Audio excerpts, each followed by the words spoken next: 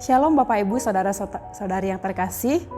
Bersyukur dapat berjumpa kembali dengan Bapak Ibu Saudara terkasih di dalam Sapaan Gembala Sekolah Kristen Lentera. Saya mengajak kita untuk membuka surat Roma pasalnya yang kelima, ayatnya yang ke-6 sampai ayatnya yang ke-8. Saya akan bacakan untuk kita sekalian. Karena waktu kita masih lemah, Kristus telah mati untuk kita orang-orang durhaka pada waktu yang ditentukan oleh Allah. Sebab tidak mudah seorang mau mati untuk orang yang benar, tetapi mungkin untuk orang yang baik ada orang yang berani mati.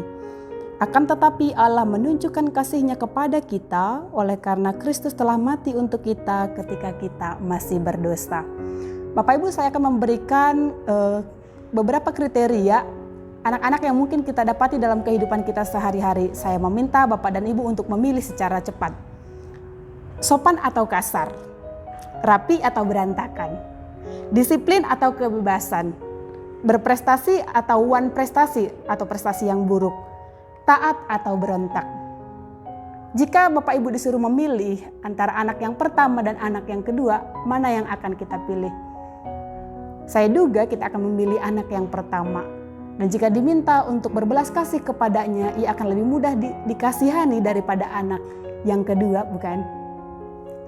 Nah, tetapi jika pertanyaan ini diberikan kepada Kristus, kita akan kaget ketika beliau menyatakan pilihannya adalah anak yang kedua. Bapak Ibu Saudara-saudara yang terkasih, jika kita melihat ke dalam kehidupan kita, saat keadaan kita seperti anak yang kedua inilah Kristus menyatakan kasih-Nya. Surat Roma mengatakan Allah sudah menyatakan kasih-Nya saat kita ini masih lemah.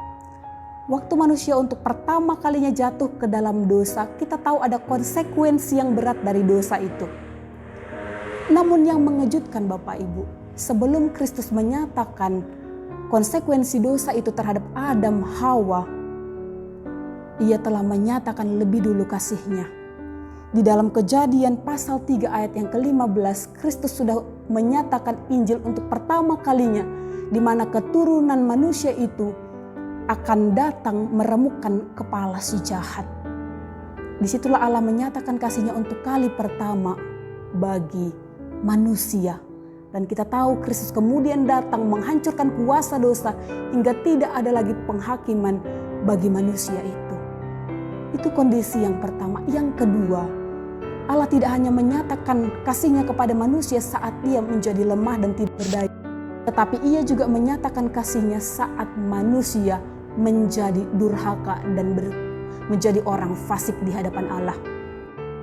Kita tahu saat manusia itu jatuh ke dalam dosa, saat semuanya telah dirusak oleh dosa, tidak ada pengharapan dalam hidup manusia. Manusia hidup di dalam penantian akan penghakiman kekal itu. Sebab upah dosa ialah maut dan semua manusia berdosa. Itu kondisi kita. Tapi saat kita lemah lunglai seperti saat itu, Allah mengulurkan tangannya, memberikan Kristus bagi kita, bahkan saat kita belum menyadari alasan Ia mati untuk kita. Bapak Ibu, dua kondisi ini menunjukkan bahwa kasih Allah melampaui segala hal. Ia sudah menyatakan bahkan saat manusia itu belum mampu melakukan satu perbuatan baik apapun. Saat melihat kasih Kristus, apa respon kita? Saat memandang pada salib-Nya, akankah hidup kita tetap sama? Tidakkah kita tergerak oleh kasih-Nya? Dan tidakkah kita tergerak untuk menghasilkan perubahan hidup bagi Dia? Hanya bagi Dia. Mari kita merefleksikan itu di dalam masa Prapaskah ini. Mari kita berdoa. Tuhan, ajar kami mengerti bahwa Engkau sudah menyatakan kasih-Mu bagi orang-orang tidak layak seperti kami. Engkau memberi kami anugerah yang besar yang diberikan oleh Kristus saat kami masih menjadi seteru Allah, saat kami masih menjadi musuh Allah. Engkau memanggil kami sebagai anak.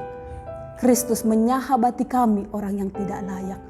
Ajar kami mengertinya, merefleksikannya secara khusus dalam momen indah ini, momen Prapaskah. Terpujilah Tuhan. Amin. Sampai bertemu kembali dalam Sapaan Gembala Sekolah Kristen Lentera dalam bulan yang selanjutnya. Tuhan Yesus memberkati.